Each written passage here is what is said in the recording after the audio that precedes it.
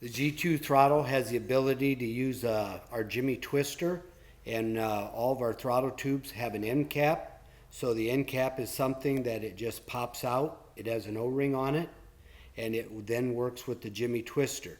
What we would do is we will slide the tube onto the handlebar. We'll take the Jimmy twister.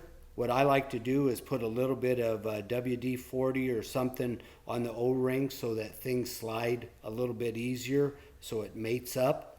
And the Jimmy twister comes with two size O-rings. One that fits a standard aluminum bar. The other size fits a Renthal twin wall, so it should cover every need. The first thing you do then is you will push the Jimmy twister into the end of the handlebar, and the two O-rings, let it fit in securely.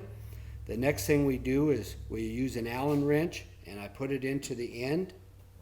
And the reason I do that is we bring the tube back onto the Jimmy twister, and as we do it, if we turn, and then it's a nice fit. And so then the Jimmy twister, I will show, is designed that it fits against the end of the handlebar, so that in the event that you fall over, the throttle cannot jam onto the handlebar. And the reason for it is the Jimmy twister is designed that it fits all the way tight against the end of the handlebar. And the other function, it has a thrust washer bearing in the end, so even with force, it still is able to twist.